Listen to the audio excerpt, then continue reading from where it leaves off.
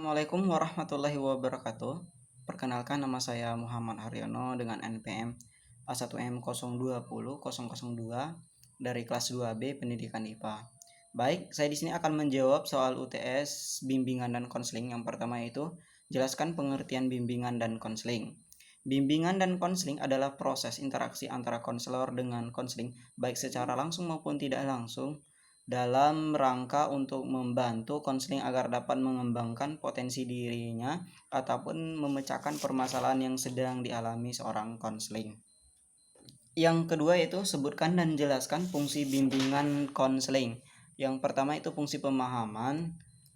Fungsi pemahaman yaitu fungsi bimbingan dan konseling yang akan menghasilkan pemahaman tentang sesuatu oleh pihak-pihak tertentu sesuai dengan kepentingan yang diinginkan peserta didik.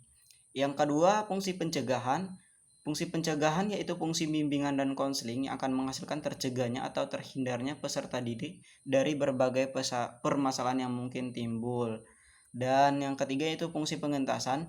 Melalui fungsi pengentasan ini, pelayanan bimbingan dan konseling akan menghasilkan terentaskannya atau teratasinya berbagai permasalahan yang dialami oleh peserta didik. Dan yang keempat, fungsi pemeliharaan dan pengembangan. Fungsi pemeliharaan dan pengembangan adalah fungsi bimbingan dan konseling yang akan menghasilkan terpeliharanya dan berkembangnya berbagai potensi yang dimiliki oleh peserta didik. Yang kelima yaitu fungsi advokasi. Fungsi advokasi yaitu fungsi bimbingan dan konseling yang akan menghasilkan teradvokasi atau pembelaan terhadap peserta didik dalam rangka upaya pengembangan seluruh potensi secara optimal. Nomor 3 yaitu pertanyaannya, sebutkan dan jelaskan asas-asas bimbingan dan konseling. Asas-asas dari bimbingan konseling ini, yang pertama itu asas kerahasiaan. Asas kerahasiaan ini menuntut dirahasiakannya segenap data dan keterangan tentang peserta didik atau klien yang menjadi sasaran layanan. Yang kedua, asas kesukarelaan. Jika asas kerahasiaan benar-benar sudah tertanam pada diri siswa atau klien, maka sangat dapat diharapkan bahwa mereka yang mengalami masalah akan dengan sukarela membawa masalahnya itu kepada pembimbing dan meminta dibimbing. Yang ketiga itu asas keterbukaan. Bimbingan dan konseling yang efisien berlangsung dalam suasana yang keterbukaan, di mana seorang klien harus terbuka menyampaikan permasalahannya kepada konselor. Yang keempat itu asas kekinian.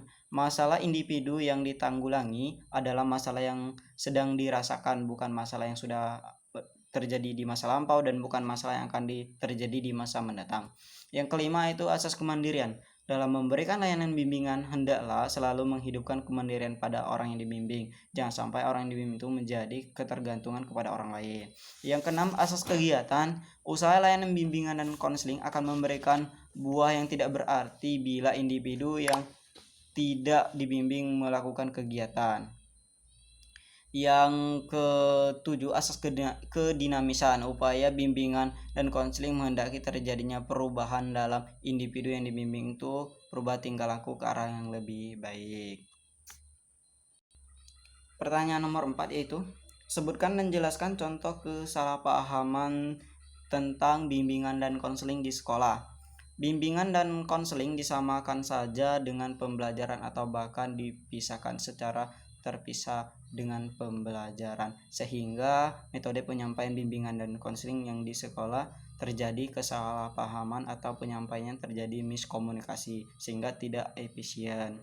Yang kedua yaitu konselor di sekolah dianggap sebagai polisi sekolah. Mengapa demikian? Karena seseorang yang menghadap konselor yaitu otomatis dianggap memiliki permasalahan yang terjadi di sekolah, yaitu permasalahan yang buruk, dan dengan tanda kutip permasalahan yang seorang konseling tersebut memiliki kenakalan yang luar biasa. Padahal itu tidak, karena mengapa? Layanan bimbingan dan konseling yaitu secara luas yaitu memberikan arahan bimbingan supaya seorang klien mampu mengembangkan potensi yang dimilikinya. Dan yang ketiga yaitu bimbingan dan konseling pelayanannya di sekolah itu dibatasi, dan seorang klien-klien tertentu yang mampu memberikan suatu wejangan terhadap pelayanan bimbingan konseling dengan tanda lain, yaitu hanya siswa-siswa tertentu yang mampu dilayani oleh bimbingan dan konseling. Pertanyaan yang terakhir atau yang kelima yaitu landasan BK, landasan bimbingan dan konseling. Landasan bimbingan dan konseling ini memiliki beberapa faktor landasan yang harus ada di layanan bimbingan dan konseling ini. Yang pertama landasan filosofis, yang kedua landasan psikologis, yang ketiga landasan sosial budaya, dan landasan ilmu pengetahuan dan teknologi. Landasan-landasan tersebut harus dimiliki dalam pelayanan bimbingan dan konseling. Sekian jawaban dari saya. Wabillahi taufiq wal hidayah. Wassalamualaikum warahmatullahi wabarakatuh.